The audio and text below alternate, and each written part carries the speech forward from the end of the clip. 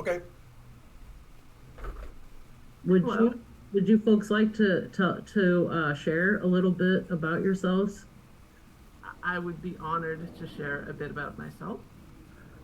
So I primarily hail from one of Elizabeth's classes. That's my claim to fame. I'm one of Elizabeth's former students, and I like getting into trouble, as you'll find out. And Kaz is also here with me. Hello. I am not on camera right now, but yes, I'm also a previous student. And Caitlin and I are, we work for the same company now. I think we took these classes 4 or 5 years ago, and I think it was a great intro and it was a lot of fun. And we just haven't stopped hacking since. Yeah, once you get into it, you can't leave it. It's like crossword puzzles. Once you do a few, you do it for life, essentially. All right. So as Kaz mentioned, we both work for a large company, which will not be named, although the owner um, has a rocket company and is known for having a lot of wealth. And it's not what's his face, Elon Musk. It's the another person. Let's just say that. So both Kaz and I red team for a living. So that's exactly what you're training for here, which is how to do what we do. Oh, hi, Kaz. It's always party time in Kaz's room, which is fantastic. In the lab. Yeah, Kaz, do you want to talk about your lab for a little bit? Um, there's not much to say about the lab. I mean, there is, but um, I don't know. It's a pretty standard hacking lab, I guess. I've got a lot of fun stuff in here. Got got a little server rack here that I've been working on, installing some stuff there. Got another machine here. This is a small cluster. They actually are running like um, virtual machines, and yeah. So that's what we'll be using today. There's not much to say about the lab. You're gonna want to have a 3D printer and lots of storage space for all your components, and What about you know, Boomer? Boomer is the most important thing. Boomer is the most important thing in the lab. You need a hacking buddy. Okay. Never forget your hacking buddy. This is true, and I forgot to introduce my hacking partner over here, which is this lazy beast. Her name is AstroCat. So always have your hacking buddy available. I know, at least for me, AstroCat handles all my ransomware, so it's useful to have someone around. I don't see any questions. By the way, if you have questions, feel free to post them in the Twitch chat. I'm keeping an eye on that. So we can do a couple things today. And it sounds like Liz will give you extra credit for doing CTFs. And I can't stress enough the importance of doing these CTFs. Nice to meet you. Yes, nice to meet you too. Sandir. Sandir? It's nice to meet you too. So it sounds like you'll get extra credit for doing CTF, so I can walk you through one right now. Before I do that, Kaz, is there a CTF that you specifically want to go over, or can I pick? No, I think that we should choose something that would be relevant for them for their first assignment or something like that. Like, I don't know what they're going to be going through, but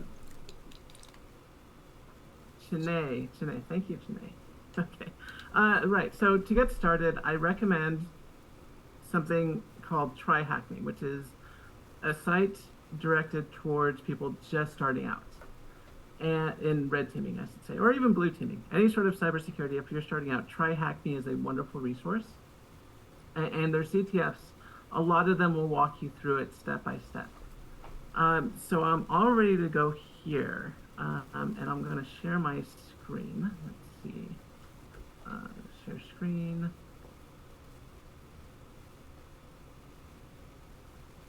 All right, here we go. So this is a virtual machine running something called Kali Linux. Thank you, Elizabeth, for sharing the link. So this is a virtual machine running something called Kali Linux. You will get to know Kali Linux very well in these classes. It is a Linux distribution which already comes pre-installed with a ton of red teaming and blue teaming tools that you will need to solve CTFs. In fact, most CTFs are designed around the idea that you are running Kali Linux.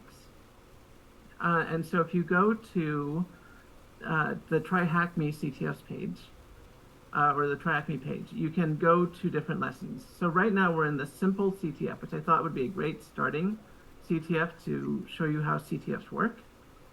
However, if you do go back to the Try Hack Me main page, see Try Hack Me, okay? If we go to their main page, you will see that there are workshops you can go to. There are classes that you can take, learning paths, that's what they call them. So you can learn about red teaming, you can learn about web fundamentals, offensive pen testing, all this wonderful stuff, how to work in a SOC if that's your thing. God save your soul. And they also, of course, have just regular CTFs. So CTFs stand for Capture the Flag. And the idea is that you want to go on and grab flags or files that are on the system. Usually there's a user flag, which is under a user account, and a root flag, meaning you not only got access to the machine, but you've gotten administrative access. Kaz, how many of these CTFs do you think you've done? Oh, I've done so many CTFs.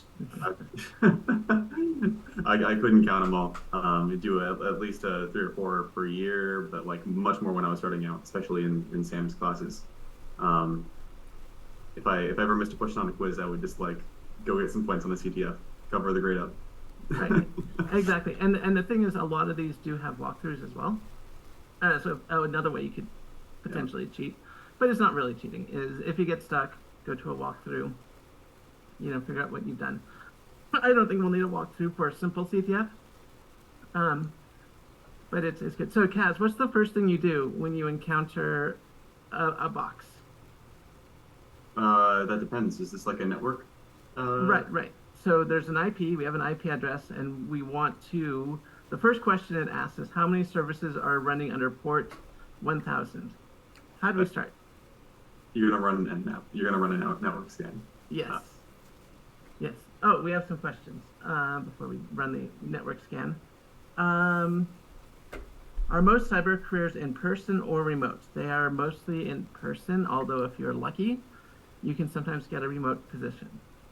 Are they flexible in terms of working hours, typically at night, day, weekend shifts? Normally not. Most cybersecurity jobs want to at a certain time. There are some jobs specifically in the SOC where they want you late nights, like working the night shift, making sure that someone's checking the logs.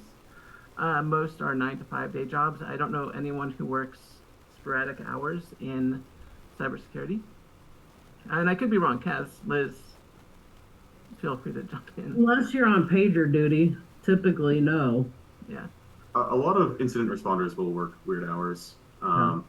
That's, if you have an incident, then it can definitely happen. But most of the time, you don't have that issue.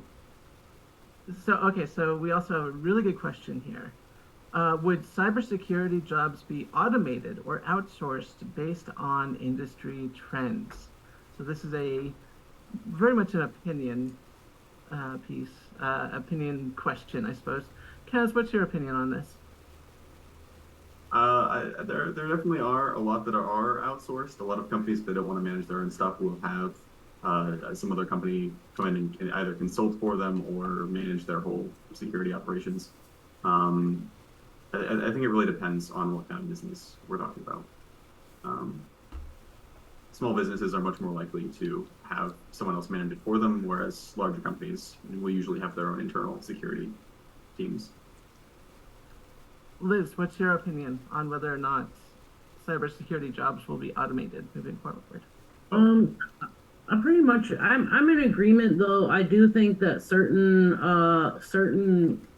jobs are going to be impacted by automation. I think a lot of maybe entry-level analyst roles may be affected by automation over time, but I think there's always a niche, and I think that one of the biggest weakest links is always people. and automated, they've tried to automate security awareness training and had pretty abysmal results with that, for example. Other areas that there are other areas that it's really difficult to outsource. But there are things like forensics, for example, where I don't know if you can really automate that effectively. Things like trying to think of some other examples. There's always going to be a need for folks working in this space, and there are always going to be certain niches, I think, that are going to require human, or at least within the next 10 to 20 years, there are going to be areas that are going to require human interaction and human input. Um, but who knows? We can't see the future. I don't have a crystal ball.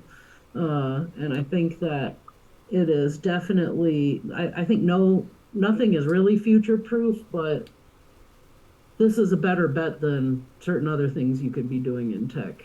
I don't know, what's your opinion, Caitlin? I think that cybersecurity is one of the few fields where you're going to be safe from automation if you get high enough into it. Because there are flaws in the automated processes themselves that only humans can discover and protect against. I do think there will be pushes to place machine learning in the SOC, for example, reading logs and automating detections. We're still going to need real people in the SOC to send out alerts or make sense of what's going on. Until the point where we have truly sentient, general purpose artificial intelligence, there will always be a need for real people doing cybersecurity. And at the point where we do have that general artificial intelligence, every job that's in the information or service industry will be at risk, not just cybersecurity. It will be lawyers, doctors, everyone, and politicians. And when the politicians' jobs are in trouble, then we'll have solutions for us all. So we're safe. Okay, so but that was a good question because that's a big topic right now is machine learning. And if you take the morning class that Sam is teaching, I believe he is going over machine learning quite a bit. It is a new hotness, and yeah, so AI is really funny because computer science researchers have spent decades researching artificial intelligence and machine learning without any results. And then just a few years ago, suddenly they started getting results. So right when everyone was writing it off, just like cold diffusion, suddenly we're getting some cool stuff coming out of it. So there's a lot of attention being brought back into that. Another question. Is it hard to get entry-level job in the Bay Area? I would say no. I'm interested in getting a cybersecurity certificate at CCSF, but was wondering if I need to get a bachelor's degree to get into this industry. So what I will say is any bachelor degree will do. I have a English degree, and you can absolutely get a bachelor's degree in other ways. Kaz, why don't you tell the class how you're getting your bachelor's? Yeah, so I got my first job in cybersecurity actually when I was taking Sam's classes. I was 19 years old, and I didn't have a degree.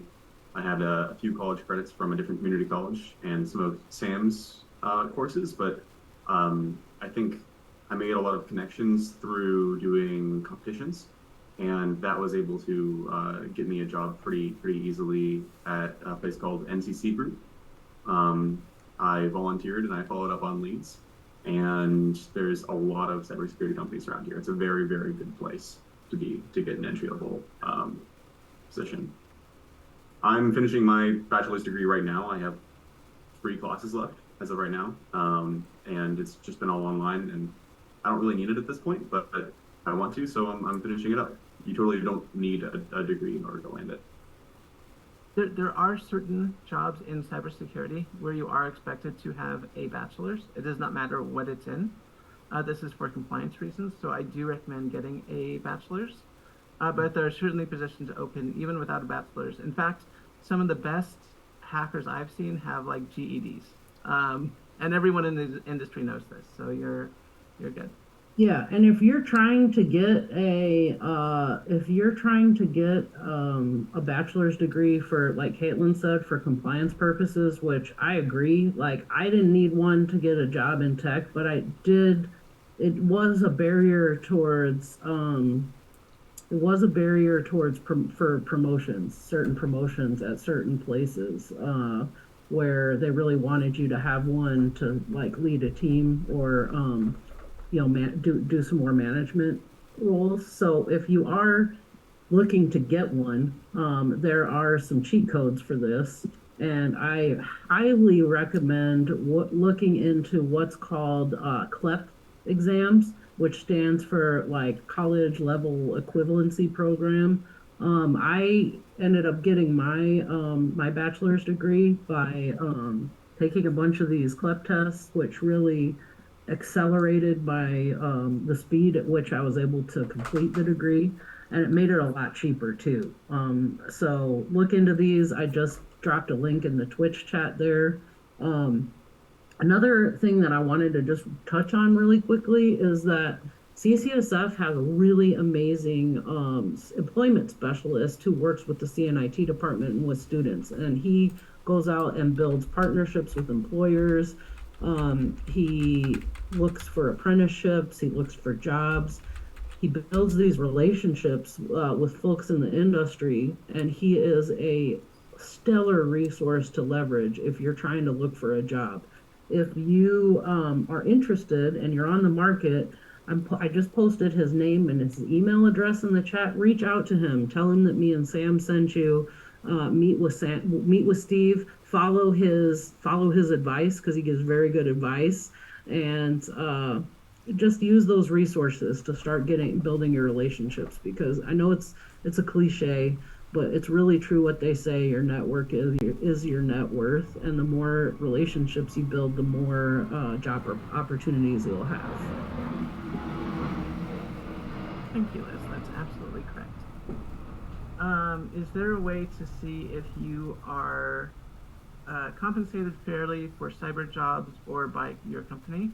I heard levels.fyi and other sites post salaries. So that's a good question. I mean, obviously it depends what role you're getting into, how much experience you have. Comparing apples to apples is almost impossible. But one thing I do recommend is having an open sort of salary discussion with your coworkers. A lot of people are scared of it. It's sort of taboo. But studies have shown that when one person is not making as much as other people, they don't get angry or jealous at the other employees. They get angry at the boss for underpaying them. So it's really in your best interest to share your salaries with your coworkers. I would agree with that. I think that there's some new law where they have to actually disclose the salary range in California or something like that for positions, which is good. But in general, I've never really had to worry too much about it. If you're getting into cybersecurity, like in the Bay Area, the rates are much higher than anywhere else in the country. And I've never really been worried about making not enough with these types of positions. Like, I think you're going to be okay. Levels.fyi is good. I definitely recommend it, just to like even understand what you should be negotiating for. You should always negotiate. And then like really get into the data. Levels.fyi has a lot of data for more traditional software development roles, and security engineering roles very closely track the exact same levels. So just pretend that it's a security engineering role, and that's an accurate number, more or less, for those positions. So Junk Food John, great name by the way, asks, would you be able to share any examples of things that you have that you had to automate at work, either one-off scripts for yourself or maybe some sort of shared project? Kaz, you are the master of automation. Why don't you discuss that question? Yeah, we've done a lot of automation. I think everyone wants automation for everything as much as they can. But like, as Caitlin discussed earlier, a lot of it's just not there yet. But some of the stuff that is, not AI based is very good to automate. Like if you're doing port scans or like code scans or something like that. I've done both of those. We have clusters that run the port scan, like all of the company that I work for, twice a day, and it's a massive amount of IP addresses. But we do every port, we do everything just so that we have all that knowledge. And we do a lot of other automation too, just so that we don't have to do those things manually. We can just go look things up and write queries and that sort of thing. Right. A good engineer is very lazy. We don't want to do things over and over again, and we don't like tedious work. In fact, it's sometimes to our advantage to spend a little bit more time to automate for a current project and then keep that automation for future projects rather than, do things the hard way. So I know just last week, I was tasked with grabbing all the API specifications from something I can't go into. So I built out a network that listens to traffic, grabs the API endpoints, and automatically documents them and throws them in files for us. So, you always are going to find things that you need to automate. So. All right, let's see. Bagels for every season writes, can your employer reimburse you to go back to college to get relevant certifications for your role? Excellent question. They can. Will they? I don't know. It depends. Yeah. It's pretty common usually, like especially if you landed at a consultancy or something, they'll give you like a training budget, and it'll be like, okay, you've got like $4,000 that you can spend this year, which isn't gonna really pay for tuition costs for a university. But for a lot of things, they will let you just like expense it if it's a training or something, or if it's a certification. Like certification costs, when you start thinking about things in terms of like big company money, are just super cheap. Like it's totally worth it for them to give you the opportunity to take that, and then like get a better employee out for that actual price. If you compare the cost of a cert to the cost of somebody's salary, it's just absolutely minimal. And sometimes they'll even give you like time on the clock to prep for that cert or to go to a class or a conference that's in your domain to keep your continuing education up and stuff like that. So, that's always something to negotiate for as well when you're in your salary negotiations. Right. What's really common is that your employer will pay for you to take like a SANS class or something. In fact, when I was working for the government, they really liked me because SANS classes can tend to be very expensive.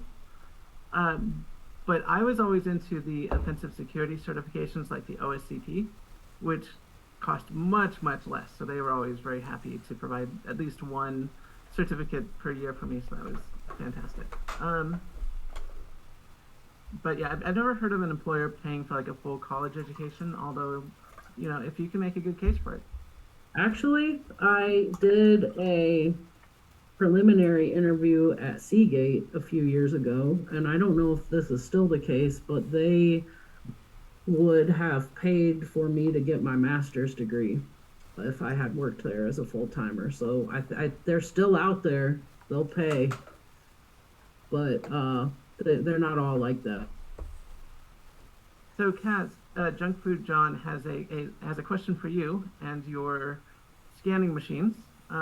Junk Food John writes, are the port scans just run off your laptop, or is it run in GitLab or Jenkins?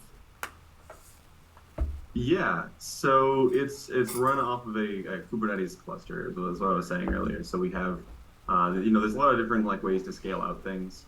Basically, we have a lot of servers, and all of those servers are scheduled to run those scans.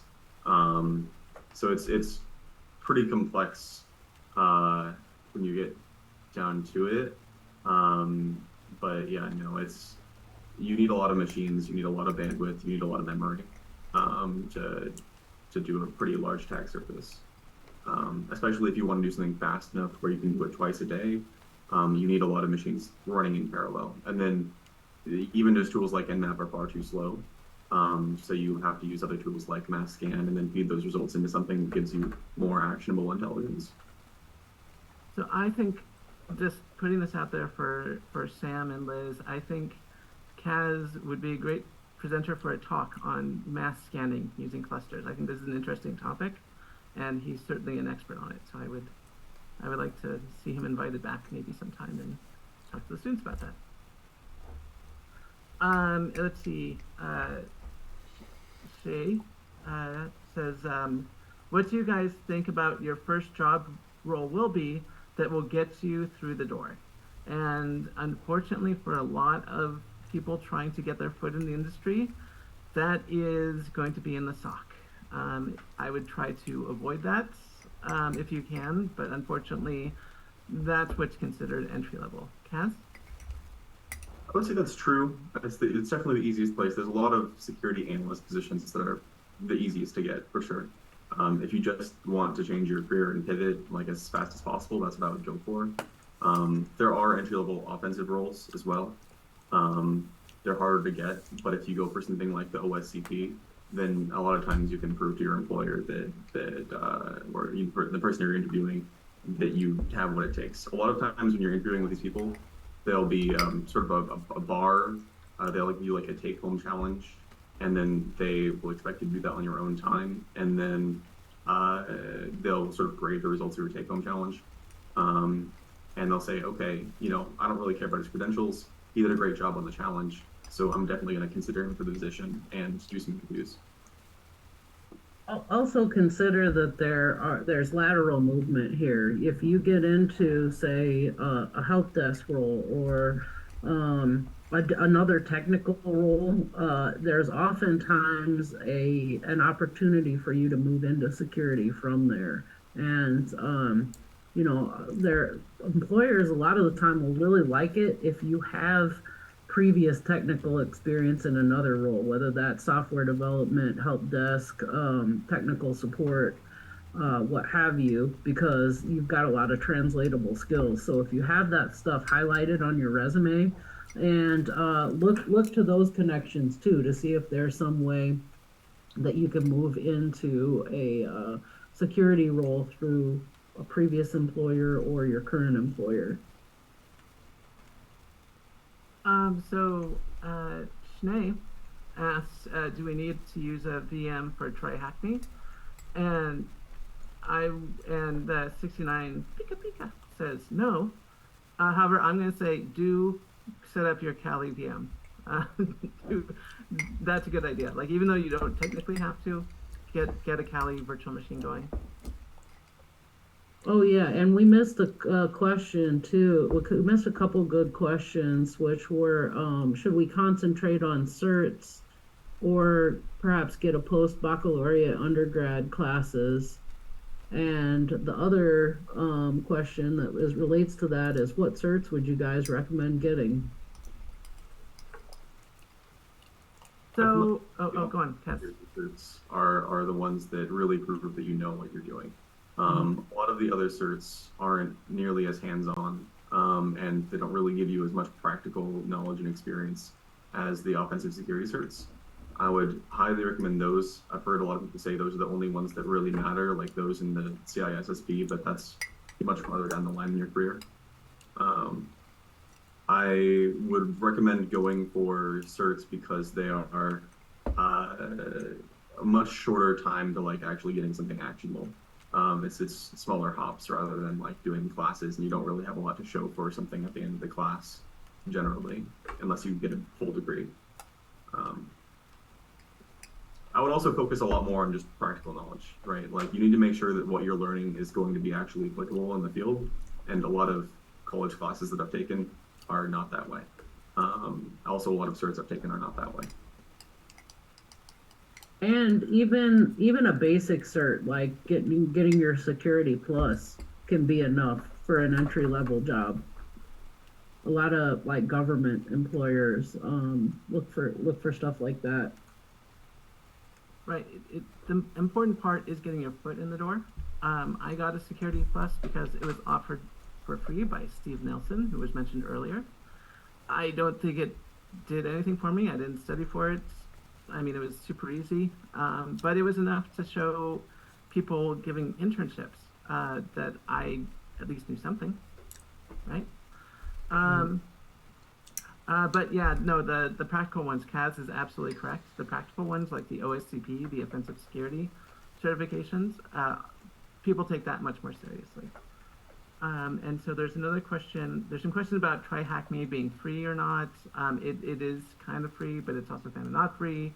There's like a free tier and a paid tier, and I'm sure CCSF, with enough pain applied, could be persuaded to maybe get some students some accounts.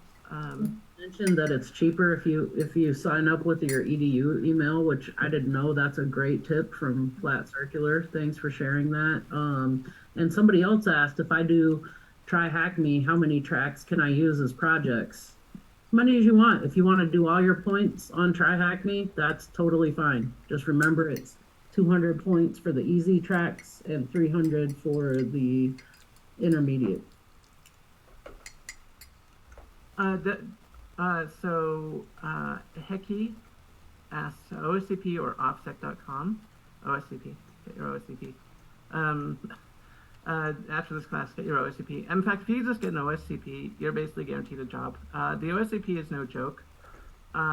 It's not super hard, but if you can pass the OSCP, you've proven to everyone that you have the basic understanding needed to run and operate pen tests. Let's see. Okay. Bagels for every season writes, do they drug tests for cybersecurity jobs? I use cannabis for chronic pain. Yes. So this is a big point. In fact, one of the reasons I got into the industry myself is because a lot of government jobs really do care about that stuff. So it does limit where you can work. Not all jobs care. Private industry probably doesn't care if you use cannabis or hard drugs for that matter. If you use crack, they're fine as long as you show up to work on time and not, obviously using drugs at work. But the government does. And so if you're a very clean living person and no criminal record, the government really wants you. And there's lots of government agencies that I'm sure you would probably fit your interests. That need good professionals. But like I said, it's a big problem because a lot of people in cybersecurity use drugs, and the government is highly in need of cybersecurity professionals. So, Mythic Muse writes, "What do you think of Sans Open?" I don't know anything about Sans Open, but I bet Cass does. I don't. I know that Sans has good stuff because they have good instructors, but it was always too expensive for my blood. Sam, right? Other classes would probably not explain how to succeed while being a crack user. So we did miss a really good question, I think, from Junk Food John, which was, he was asking, are there any InfoSec or Red Team themed TikTok or YouTube creators you guys enjoy or recommend? On TikTok, I've enjoyed content from Crypto Night. A couple I really like are Darknet Diaries. That's a podcast. I know you asked for TikTok or YouTube, but Darknet Diaries is great. Lockpicking Lawyer obviously is a frequent views around here. We occasionally do a news broadcast. Sam and Caitlin are the most frequent flyers on that. I make it when I can. Sometimes other folks jump in. Kaz has been known to show once in a blue moon. And there are links to that on Sam's page. Any other ones that you guys particularly like? I'm sure I'm leaving people off. There's a lot of really good bug bounty influencers that really know what they're talking about. A lot of those guys, I think Stoke is one of them. He's pretty good. There's a lot of good people there, and specifically Live Overflow as well. Very highly technical, great YouTuber. I don't watch that stuff very much.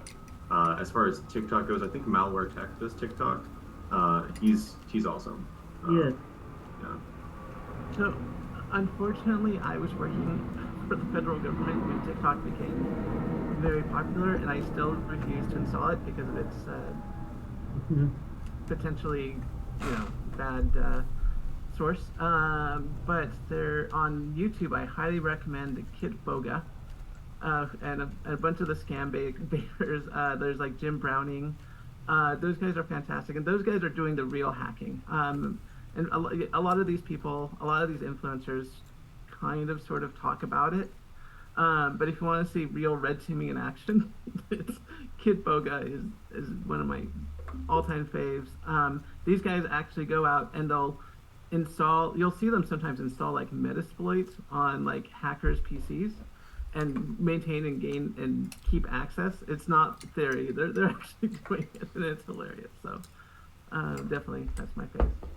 I thought somebody asked a really good question about, is it hard to manage a cyber job if you have ADHD or if you're neurodivergent in terms of task management and self-delegating workloads? I mean, there are a lot of neurodivergent folks working in cybersecurity. I would say any job is probably hard to manage on some level, but you can implement, frameworks and coping skills that'll help you with that. But what really excites me about this question is that folks with ADHD are actually positioned well a lot of the time, especially to be a red teamer, because lateral thinking skills are very important here. And a lot of folks who are very strictly linear thinkers struggle with things like red teaming. And so folks who tend to be neurodivergent often have very strong lateral thinking skills, and that can be a huge asset. Here. Other things like being able to work well under pressure is really advantageous. Really you have to learn and find what tools and techniques and assistive devices or mitigating methodologies are going to work for you. And really it's going to be a career-long process of trial and error and doing a lot of deep work and self-work in that area to figure out what's going to best position you for success. But absolutely, you could succeed as a neurodivergent person in this industry. I think almost everyone on my team has ADHD. Yeah, if not other, if ADHD plus a bunch of other, there's a full spectrum of neurodivergent traits for folks that work in this industry. And when Cad said he thinks that everyone on his team has ADHD, I'm also on his team, and I do take drugs for ADHD. So yeah, this is very common, and it can be being neurodivergent is almost a necessity when you start getting into the very deep cybersecurity stuff, because this does not appeal to most people. In fact, most people, especially when you get on the red team, they don't understand why you're doing it. Right. They think you're doing it because you like committing crime, and that's not the case at all. These are fun puzzles. The only reason I'm on the red team is because I find the challenges to be harder than the blue team. So, And like making trouble. yeah, and I do like making a little bit of trouble, but Sam said it well in the chat. It's difficult to imagine why anyone mentally normal would be in cybersecurity, especially on the red team. And I mean, I resemble that remark. yeah, the only advice I would give is that because a lot of people here do have neurodivergent properties or characteristics, focus on your people skills. Because that is sometimes very difficult, especially if you're on the spectrum, which I am probably on myself. Sometimes it takes a little bit more effort, and no one, all the neurotypical people, just simply assume you're gonna just pick up on your own how to interact with other people, but that's not always the case. But it's an important part of any job, regardless if you're in cybersecurity or not. But especially in cybersecurity, where you're telling people all their stuff is wrong and their computers are going to get infected by hackers, having a little bit of, people skills goes a long way. Yeah. The most important thing, I think, in any computer job is being able to make friends with the other teams, especially as a red teamer. You really don't want to come off the wrong way and just tell someone and fight with them about their service being wrong and bad, and you can make a lot of enemies that way, and it doesn't position you well. Like really, you want to get along with everyone and have good teammates, good working relationships with other teams so you can collaborate. It's really important. Um, I think it's the only thing that doesn't really like that you can't really just learn linearly. Like you can go online and you can learn all about Stack Overflows, right? But you can't just learn about people skills. So you have to really pay attention and try really hard with that. Um, Okay, so we have a question from Greg K65. Okay. How did you build your lab CADs? Is it possible to build a lab on a budget? yeah, totally. I think that you're more the expert on building it on a budget, but I would say so right now like I'm also a gamer, and so a lot of my stuff is like, hey, I built a gaming PC, and turns out a lot of things you need for gaming PCs are also great for running lots of virtual machines. And so when I built a new computer, I just said, okay, well that's going to be another virtual machine on my network, and I'm going to put a bunch of stuff on that. So I use a thing called Proxmox. I think a lot of people are using this now because it's free and it's a great way to run like performant virtual machines and access them from other points on your network. If you're building a lab at home on a budget, I would recommend just really get comfortable with virtual machines and how they work. You can probably just use the computer that you have and then run like a couple different versions of Linux or something on that. If you have a little bit of money to spare, I would buy like a Raspberry Pi or something and then get used to working with headless servers, stuff that doesn't have a graphical user interface. And that's going to do a lot of good things for you. You learn more about networking and port forwarding and how servers work in general and that sort of thing. That's what I would recommend. Okay, so yeah, I have a lot of experience building on a budget, so I'll give you some tips and tricks right now. So I'm going to share my browser, and then we'll actually have some fun since we're on the topic. Oh, and we had a question too. We had another question about citizenship combinations. That's kind of, I can't really answer that question, but I will say this. I have friends with passports from a rainbow of countries, and they have been able to get successfully employed in the cybersecurity industry. Now that becomes, I think, more complicated when you're looking at jobs with the federal government. But I think for most private sector jobs and even local and state government jobs, if you're authorized to work in the U.S., you're probably not going to have much of a problem. Okay, so for setting up a lab cheaply, if you go on eBay, you can find a bunch of used servers. But what I recommend, especially if you're doing this at home, is to get old mini PCs that companies just throw out after a few years. So this one is a Lenovo. In fact, I have this exact same model as part of my hacking lab. And it is small. It is only like this big. And you can get it with 32 gigabytes of RAM, which is enough to run plenty of virtual machines. And it's $200, which, I mean, it's not, free, but it's not super expensive. And if you were to, say, go bigger, you can, say, go on eBay, look for used virtual machine servers. These are going to have, like, a lot of RAM. You can find stuff on here that's relatively cheap because these companies need to upgrade. This one is a 6-core VMware server going for 168 pounds. I want to search by it now so we know the actual cost. This is a really good tip. Yeah. It's not actually about the speed of the machine.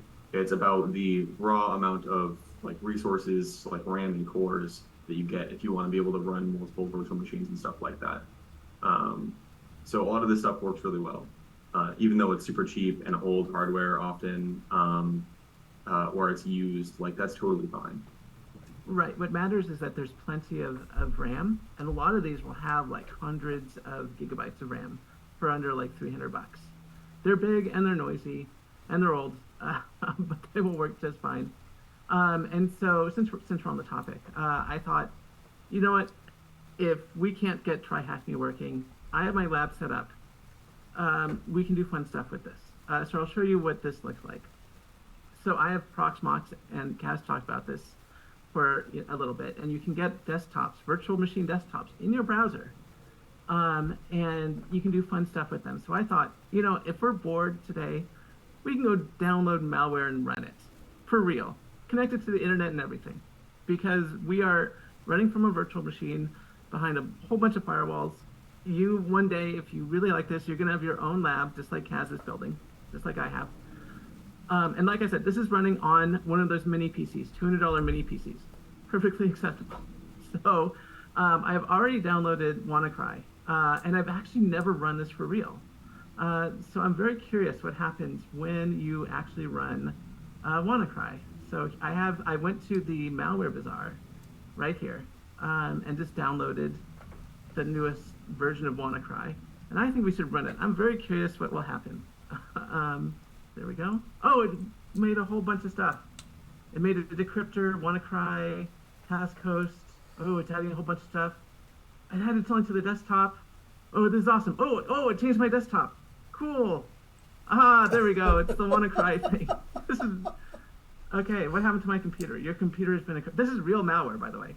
I'm just running this. Why not? Okay. All my files have been encrypted by real WannaCry. They want to pay by Bitcoin. I can go and do a payment. Contacting their server. Nice. Oh yes, absolutely. I want to give WannaCry administrative privileges on this system. Let's see. I have 2 days left. 3 days. Okay, that's very nice. Checking your payment. Oh, cool. And I could have things like Wireshark running and checking. But the nice thing. Oh, it didn't work. Oh, isn't this nice? So this is what happens when you run real ransomware. And my entire PC is very slow right now, probably because it's trying to encrypt everything. Failed to check payment. Yeah, because I didn't pay. But the nice thing about virtual machines is that I've disinfected this with WannaCry. It's in a safe hacker lab. Cool, whatever. I will just stop the machine. Yeah, do I want to stop it? Yep. Cool. All right, should be stopped. Okay, it's now turned off. I can go to my snapshots right here and reset. Yes, I'm going to go back in time.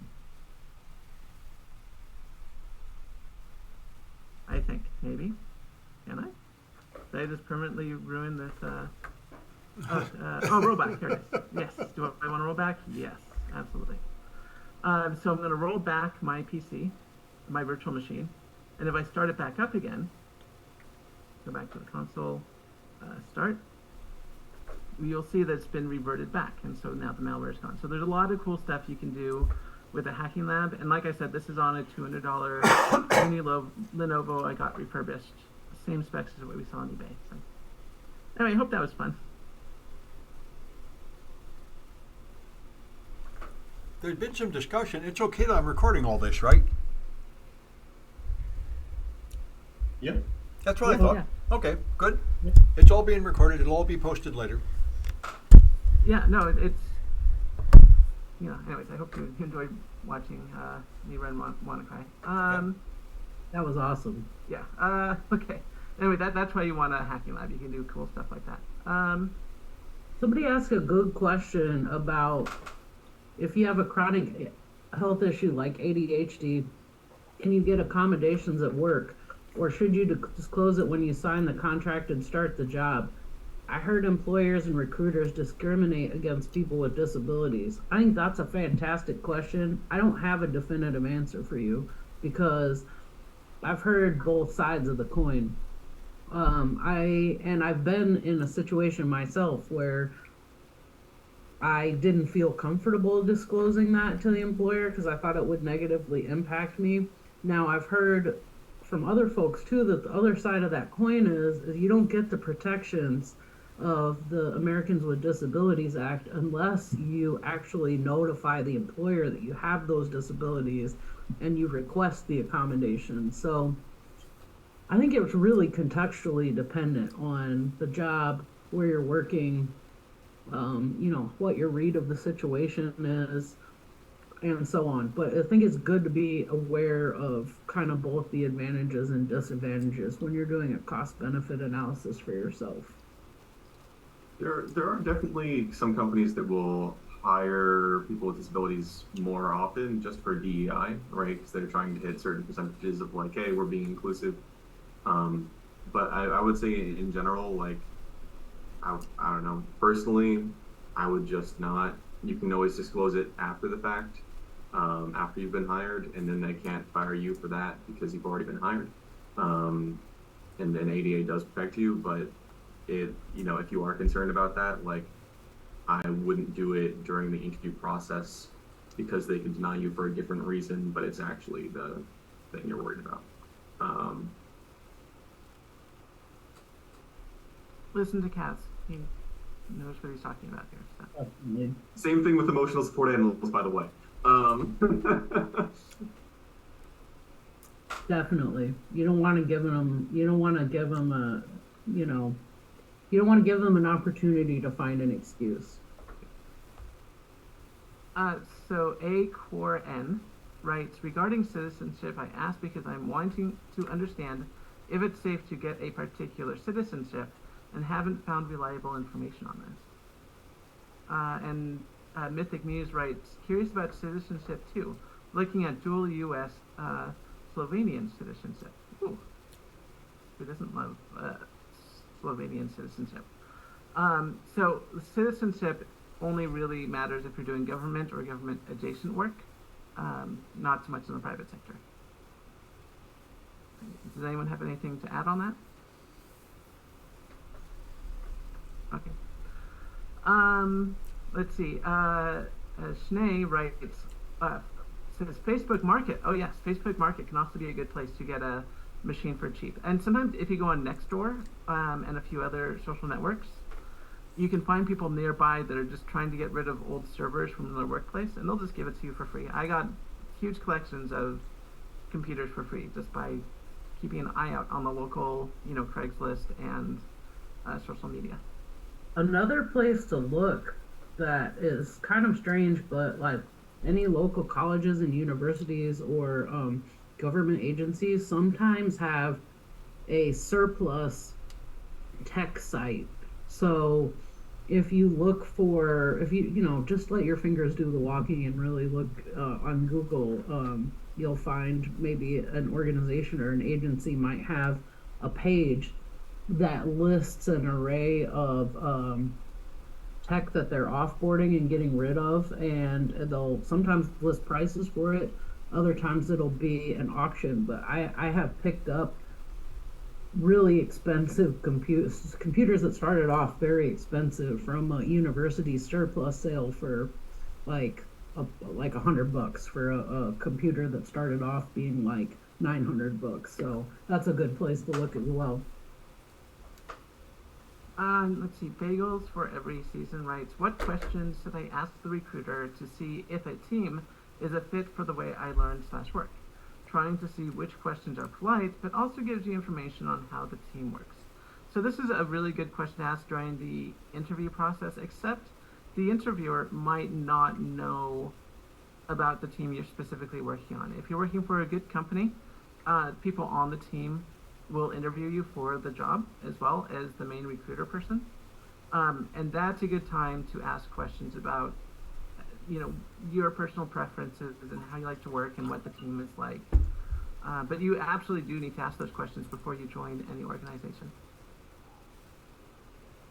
I don't know, Kaz, I think I think if you're thinking about that, then you're already in a good spot, right? Because when you're interviewing, it's as much about them wanting you as it is about you asking questions to the interviewer. Like myself as an interviewer, that's always something that I'm looking for. I want the person to ask me questions. I think it's true with almost every interviewer out there.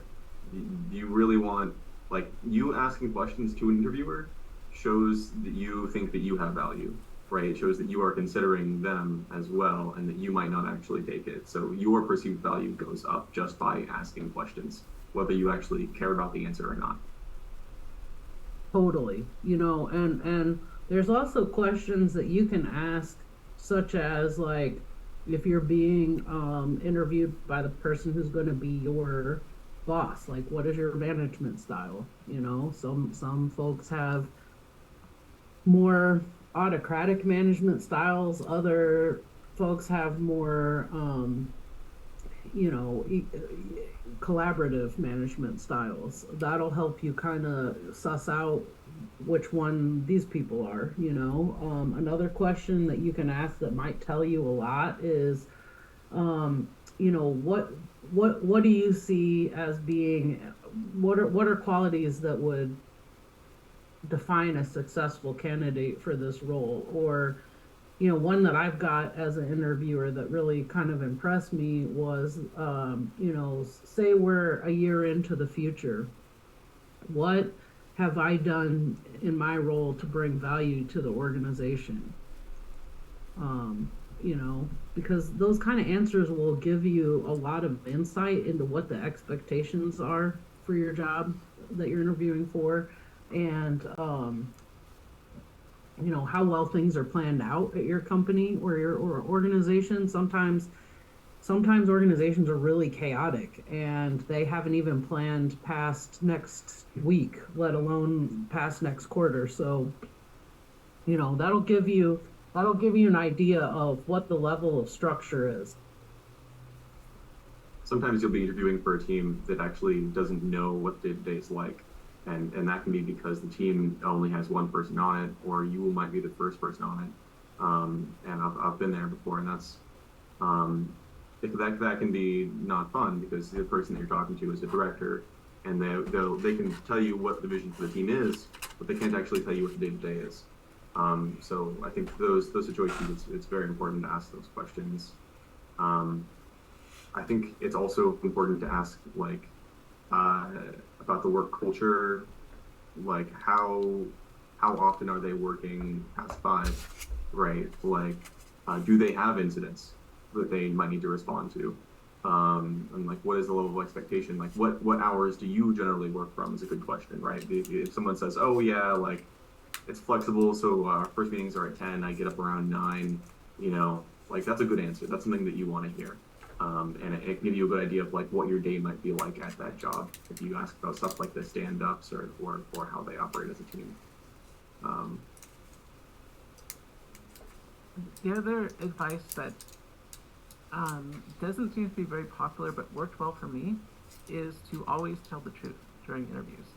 It's very common for people to want to lie and say what they think the interviewer wants to hear, but just be honest. It does help you, even if it's not what the interviewer wants to hear. They will know that you are being honest, and they will appreciate that more, right? Like for my first job, it was for a blue teaming thing, and they asked, you know, what are you most interested in? And I told them straight up the truth, that I'm actually much more interested in red teaming. But I think that made a good impression about, you know, that I was, you know, honest, right? You know, so just, yeah, don't lie. Good advice for life in general. Yeah, not to go too much onto this topic, but also a lot of interviewers look to reach the end of your depth in something, and so they're trying to get to a point where you don't know the answer, and they're trying to determine if you will say I don't know or not. And the answer is always to say I don't know if you don't know. Don't say something that's false. That's the most important thing in an interview. Or only talk about what you know, and that applies to your resume as well. Only write about things on your resume that you're willing to talk about, because that's what it is. It's a big prompt for someone to then ask you about what's on that paper. That's totally right, what Kaz just said. But then the corollary to that too is sometimes interviewers will ask you questions or to solve puzzles that they know you're not going to be able to answer or solve. And really what they want to understand is, what is your approach to solving problems like? Or how do you approach a scenario where you're thrown into it and you're out of your depth? Like, what kind of questions do you ask? What's your thought process? What kind of resources would you seek out? to be able to solve that problem when you're in the deep end and you don't know what's going on. And I think when you end up in a situation like that, it's good to make it clear, like, hey, I don't know, but if I had to solve a problem, somebody is standing over me with a gun to my head and I had to solve it, even though I don't know, these are the steps that I would take. These are the people I would consult or ask. These are the resources I'd look into. And this is the approach I'd take to solve the problem.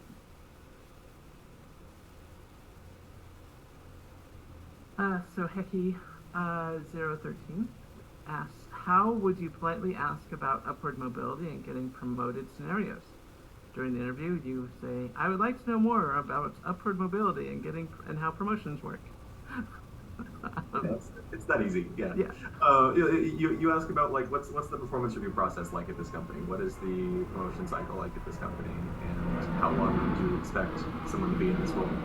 Something like that.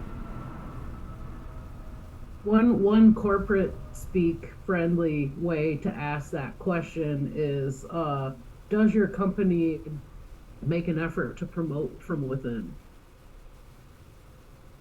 Or because the flip side of that is they seek outside folks to come in. Or if they say, yes, we make every effort to promote from within, we offer training to our employees so they can upskill.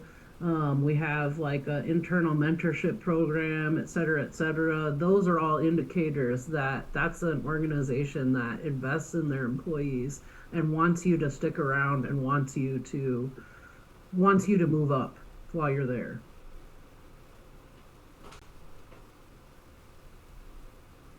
So Greg writes, I sometimes answer that question by saying, I don't know the answer, but I know how to find it. That's good.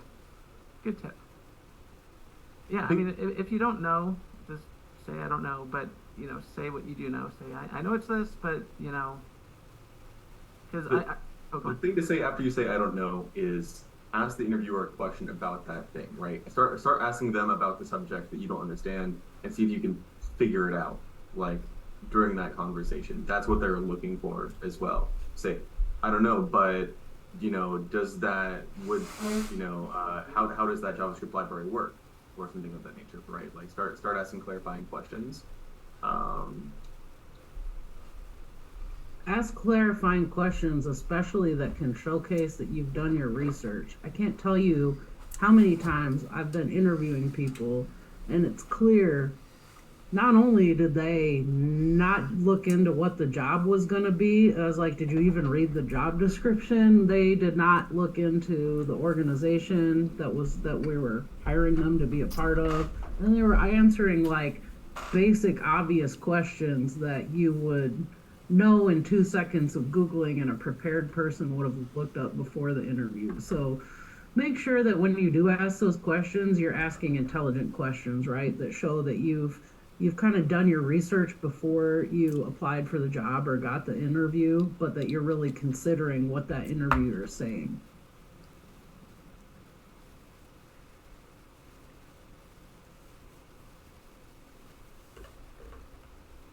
All right, well, it is almost 5 o'clock. Oh, no, it's 4:30, so we have time. We can start doing the try hack me. And then if people have other questions, we can pivot back to the questions. But I do want to do this really quickly to show you how CTFs work, because you used to be doing a bunch of CTFs. Even after you take these classes and you're hired somewhere, you're still going to be wanting to do CTFs and keep your skills sharp.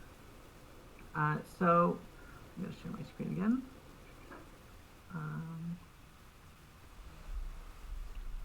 Well, Caitlin's not set up. Uh-huh. A couple other things to keep in mind when you're on the job search. Again, do your footwork when you're prepping for that job interview. Ask the interviewer when they come to the end of the interview, they'll usually say something like, do you have any questions for us, or do you have any questions for me? Always have questions. Don't ever get to that question in an interview and say, oh, nope, I don't have any questions. This sounds great. That's the wrong answer. Another one that they like to really throw in there that can be really difficult, I think, for those of us who are neurodivergent is like, tell me about a time when you failed, or tell me about a time when something went wrong at work, or tell me about a time that you got feedback at work and incorporated that into what you were doing to improve your outcomes. Okay, think really carefully about these things and prepare some story ahead of time. It can be real or fake. A bonus if it's real, because then they can, if they ask you follow-up questions, you're going to be able to answer them effectively. Prepare an answer for this. Prepare an answer that shows that you know how to accept feedback and make improvements based upon that feedback, because that's what the employer is looking for when they ask you those questions. If you say, oh, well, you know what, I had this job where I was working as a help desk analyst and a help desk support, and someone got mad at me, and so I just hung up the phone on them, and I decided from there on out, if anyone was rude to me, I was just going to hang up the phone and the problem was solved. That's a bad answer. You know, looking at ways that you can illustrate, okay, I developed my people skills better. I talked to my manager and I took this training, and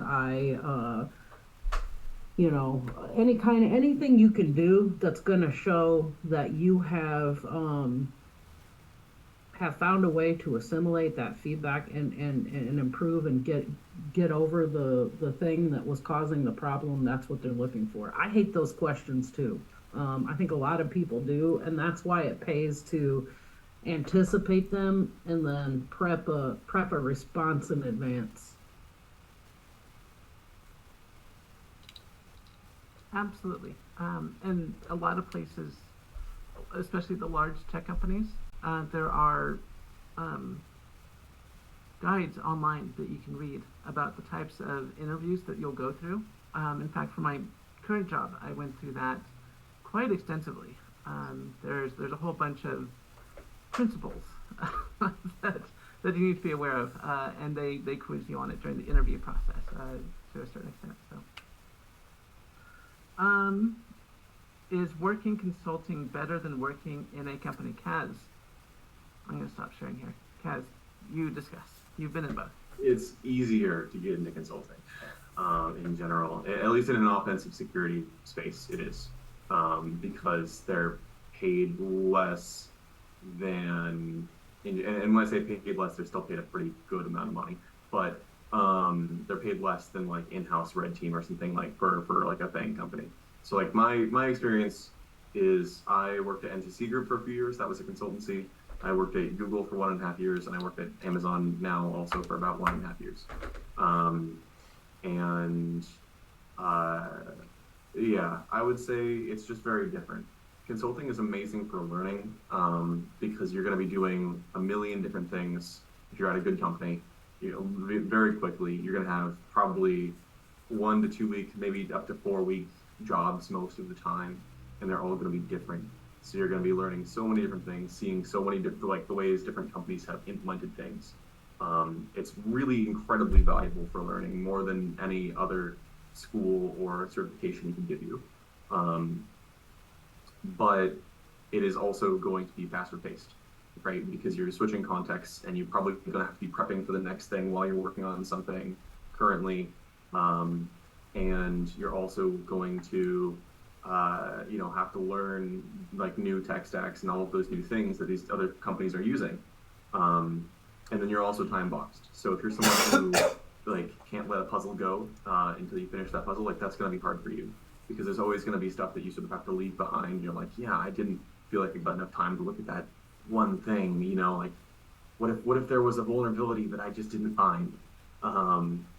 And working for another company, like a non-consulting company, is the opposite. generally you get to work on things for much longer periods of time, and it's a bit more relaxed. But you're also going to learn less because you're going to learn more about the specific things that you're using, but not the things that the whole industry is using. You're not going to get that visibility. So like I worked for, probably more than 40 or 50 companies when I was consulting, maybe more than that. I don't know. And I got to work for other like paying companies and see how they do things and stuff like that. And it was incredibly valuable for that reason. That said, I like where I'm at now. I think I'm done with that phase personally, but it was very valuable. And Kaz, I don't know if your experience was the same, but at least for me, when I was in consulting, I would say that one other kind of valuable aspect to keep in mind is, at least for me, there's no hand holding. Like, you have to figure it out yourself. And that can be pretty challenging for folks who are just starting out sometimes, I think. And there can be a real lack of like mentorship when you're working in consulting, because you're really you're kind of out there, and when you're on an engagement and you've got to figure it out, like there's really no time other than jump in the deep end and figure it out. So you got to be kind of comfortable with that.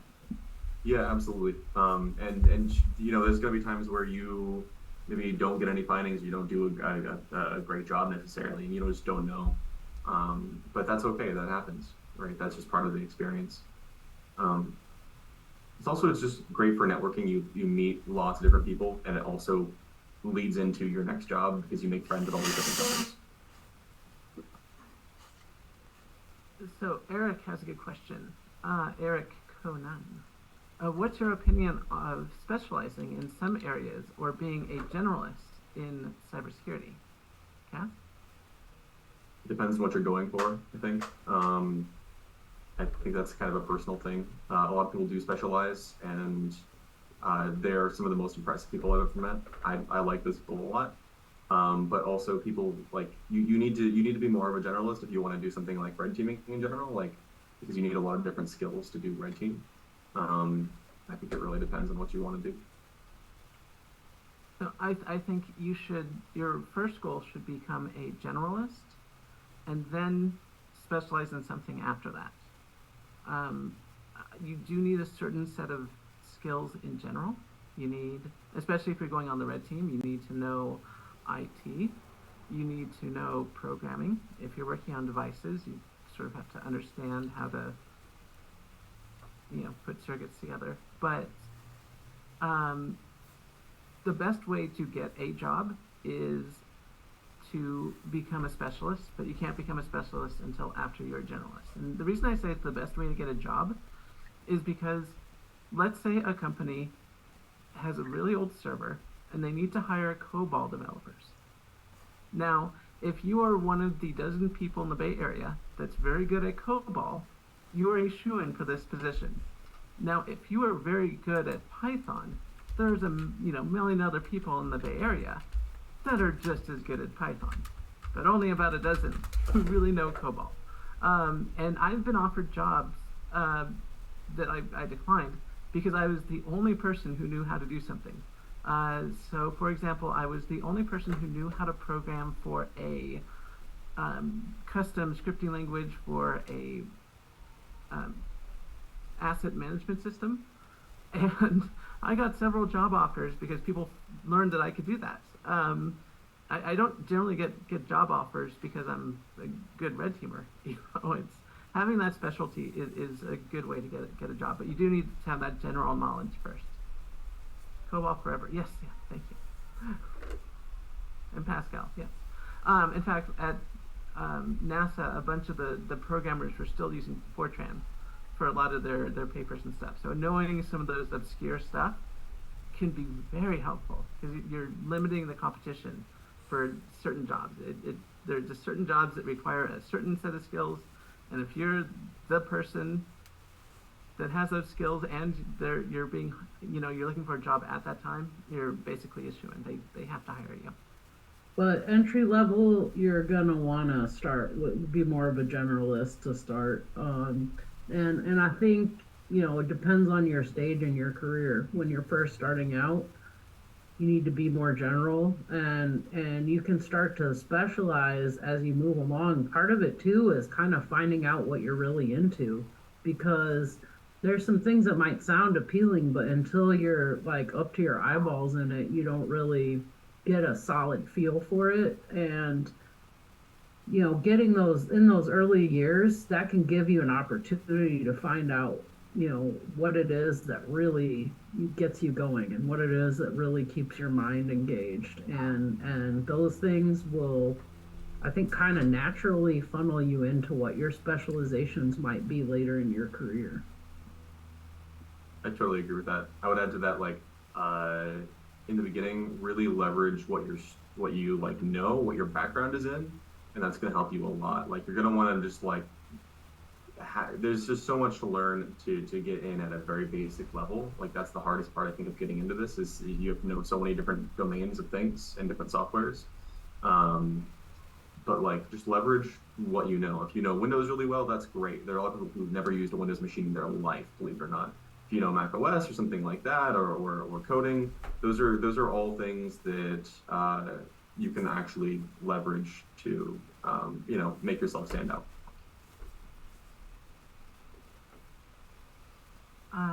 So Shanae writes, how long will it take from analyst to an engineer? So we're sort of the wrong people to ask, 'cause I think both me and Kaz skipped the analyst portion of our careers. But it will take as long as it takes for you to be ready. You don't necessarily have to start off as an analyst, but if you're eager to get into the field and you're not ready to be an engineer, that's when you go into the analyst position. I've definitely seen people hop back and forth. Like, I know someone who started as an engineer and then swept to an analyst role, and then also it was easier for him to get promoted as an analyst, so he did that. And then he decided that engineers got paid more, so he changed back to being an engineer. Like, it's definitely something you can do. I don't know how long it takes though, unfortunately. Like I said, it's a personal readiness issue. If you do a bunch of CTFs and CTFs start to become very easy, you're probably ready to become an engineer. Hint, hint, do CTF.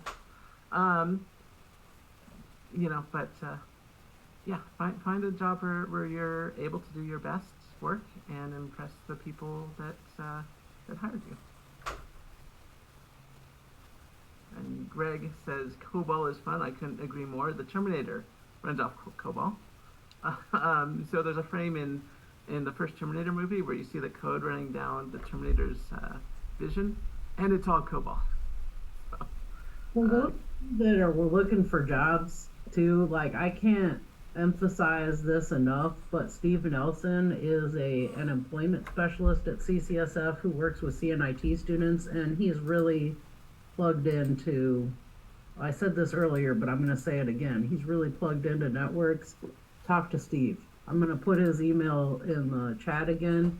There are a lot of different internships and entry-level roles that he can really help you find and potentially land. So don't sleep on that resource. Okay, so Shanae has a really good question. What will be a task you will do, a cybersecurity professional, to be in comply with regulations? So this has to do with what type of person, what you do, to get into the role, and what you do as that role, to be that person in cybersecurity, to focus on compliance. So basically, the height of that role is to be the Chief Information Security Officer. And you want to get your CISSP, and Sam has a CISSP. I know Kaz is working on his CISSP. Those are very important to get, and it's very different from the technical work. It's mind-blowing. If you do mostly technical work, it's different, and you start to understand what the managers are thinking. Because if you don't have that managerial mindset, managers seem absolutely crazy. But there is a rhyme and reason to what they're doing. I don't know if Sam's around to talk about the CISSP. Well, you got to get the CISSP so people can trust you. But it's not technical. But it means you understand all the basic security concepts, and you understand how management and corporate levels work. So it's very important, but you can't get it until you have 5 years of experience in the field, so it's not something most students get right away. Kaz, do you want to talk about how it's like to study for the CISSP? Not particularly. Okay, understood. Yeah. So Sinead asks or continues. Let's say that there's a new regulation and the company you work for is in need to be compliant with that new regulation. So how does that work? Well, the orders come on down from the CISO, who got their CISSP, which they leverage what they've learned for the CISSP to bark orders at other departments to become compliant. GRC. What's a GRC, Liz? Sorry, I have myself on mute. GRC stands for Governance, Risk, and Compliance, and that is the arm of cybersecurity that Shanae is referring to. So essentially, your GRC team is going to be the ones who stays on top of those changing regulations, and then works with the engineering teams to make sure they're implementing things in accordance with whatever those new rules are.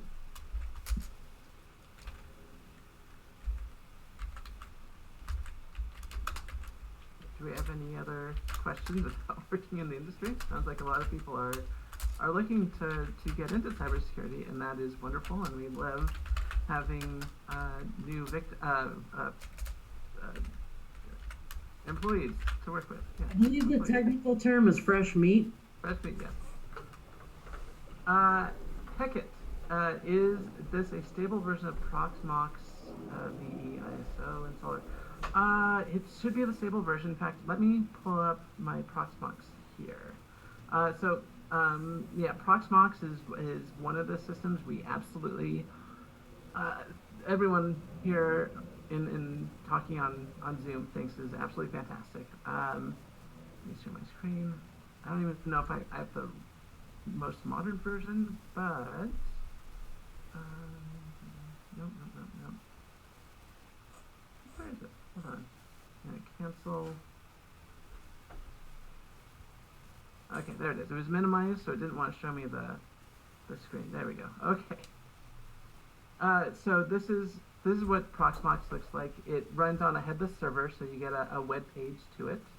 And when you control the server, you can click here on the left on your server. This is called Microserver 1. Remember, this is running on a small $200 Lenovo mini PC. And if I go to, let's see, updates, there should be system updates. Yeah, here we go. So I am going to see what version I'm on, if there's any upgrades available. Doesn't look like it, but does it give me the current version? No, but I'm on the, it appears like I'm on the most recent version of Proxmox VE. Oh, there it is at the top, 7.4-16, and if we go to the Proxmox website, Proxmox VE, and we download the ISO, let's see, overview requirements, download. Ignore the pricing, it's free. Let's see. Oh, there's an 8.0, so I'm actually behind, so I'm about one version behind. But yeah, you would download this, install this, and now you have a dedicated machine for virtual machines. Now, you do not need a dedicated system for virtual machines. This is what we use in our lab, because that's what we're intending these machines to use. If you have a desktop, there are virtualization products that will run inside Windows or Linux or Mac OS. So for example, I am going to show you, let's see, this right here. So this screen right here is actually running something called VMware, and this runs on top of Windows. So this is not running on a separate machine. This is running on the same desktop that I'm running Zoom under. So Proxmox would only be for if you are setting up a machine specifically only to run virtual machines.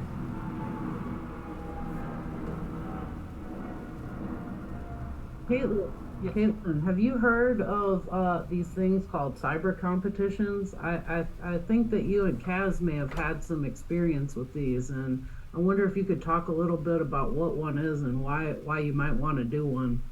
Oh, it's been so long, I can't remember. Kaz? They're a lot of fun, and I don't know. It's how do I even describe it? Or like how do I even begin it? If you're not interested in a hacking competition, I don't know what to say to you. I think it's an amazing way to learn and also to meet people and have fun. It's great. Also, these things are sponsored by people, and they will often have mixers, so it's also a great way to network. Um, you should all play CCDC this year. Caitlin and I will be on the red team. We will be hacking you play CCDC this year, so you should totally do it. These are competitions that Caitlin and I played when we were, in college, at CCSF on Liz's team. I don't know if you're still the captain of the team or coach of the teams, Liz, but um, Allegedly. allegedly, all right. Well, Liz is an awesome coach, and you should join her teams for everything. Um, there's also CPTC. So CCDC is like one where it's a real-time attack defense competition, which is the most fun kind of CTF, where you guys are playing the blue team, so you are defending your computers, and there are real professional red teamers who are trying to hack into them, and you're trying to keep your services up for the duration of the competition. You get more points based off of how long you can keep your websites and everything else that's like on your servers running. And if you can detect us when we get into your machines or force us out of your machines, you get points for those things. Now, red team always wins, okay? But among the blue teams, there is a winner based off of the number of points that they actually end up keeping, right? So it's like first place is the person who defends well enough. You'll lose points if we steal sensitive files off of your machines. So CCDC is the most fun. I highly recommend that.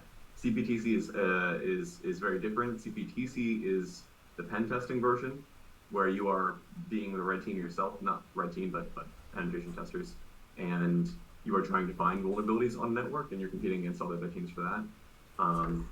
We competed in that as well. I think that's harder, in my opinion, but also very good and directly relevant to like getting your OSCP. So I highly recommend both of those things. They're both sort of like more fun team-based versions of CTFs, right? Most CTFs you go online and play are going to be Jeopardy style, or like something that's long running just for learning a lot of the time. I think those are fun, but they're not as fun as something where you have a team and you're working together at a live competition. So highly recommend doing those things.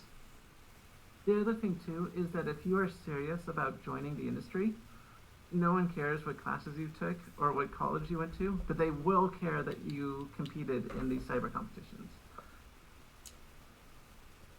So do it if you want to get a leg up and get into the industry. Snay asks, all levels of expertise are accepted? That's up to Liz. Liz, what do you think? I think all levels should definitely apply and practice with the team. So Stanford is like always wins these competitions. There's only one community college that's ever beat them in a competition. Um, some college in Northern California, who will remain nameless, but it's we follow their winning strategy for preparation, and the way that works is that everyone's welcome to practice together.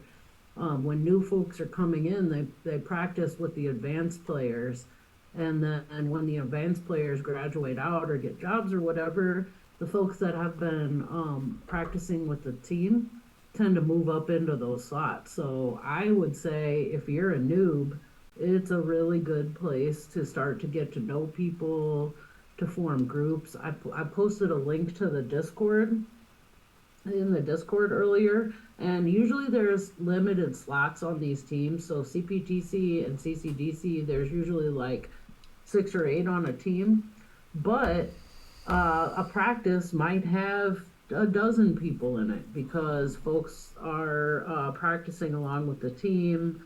NCL is another competition. I'm going to put a link in the chat for that. NCL is really a is an all levels competition, and I believe there may not be limits to how many folks can be on a team there. I think you can could do individual competitions and team ones, and that's another one where if you're participating in NCL or you're participating in one of these cyber competitions teams, you can get extra credit points from me and Sam for that to apply towards your courses.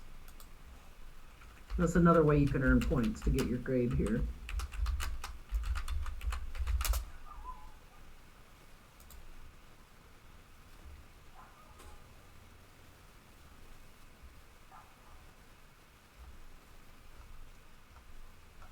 I don't know about anyone else. We've been talking for about 2 hours. Do we need a break?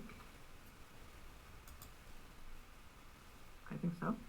I don't. Let's take a 10-minute break. And during that time, people can ask questions. When we get back at 5:10, we can answer the questions.